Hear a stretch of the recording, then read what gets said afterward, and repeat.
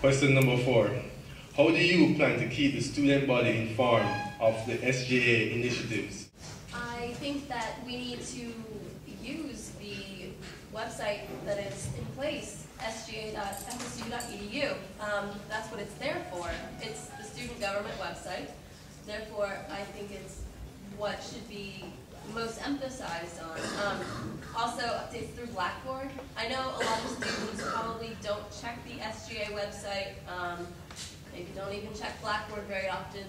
But in reality, that's the easiest and most concise way of doing it. I think it's also really important just to get people to want to know what's going on at SGA and have events that are happening that people want to find out about. And then you will find people checking the websites and putting up flyers in the union and banners and posters.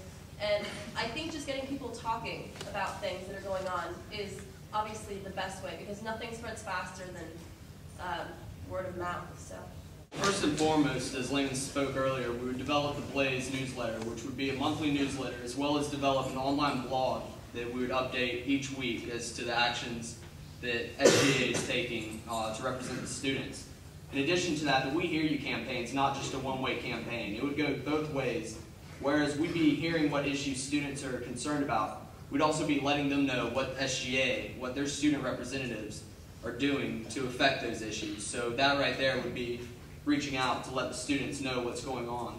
And most importantly, we would start giving students a reason to want to get involved, want to be informed about what's going on. Talk is cheap.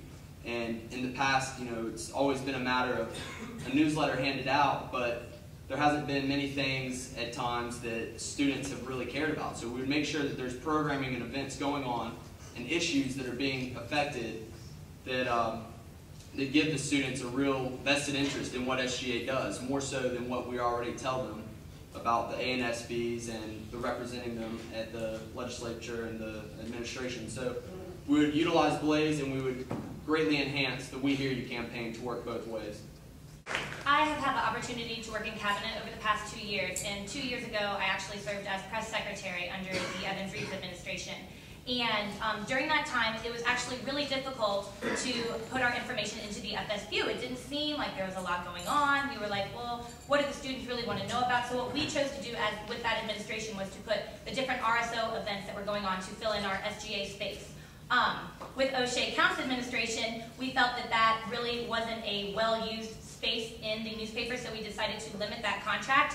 And actually, that ended up hurting us a little bit. I know that the current administration, I get people coming up to me all the time, why isn't there any information in the FSU anymore about student government? I used to, even if I didn't think I cared, well, it was there and I read it and I knew about what was going on, even if it was just the different RSO events going on or whatnot. So what we would like to do is reestablish a weekly SGA project report within the FSU to know students, to let students know exactly what's going on within Senate, within the executive branch, within the RSOs across campus. Student government needs to work to unify the entire campus.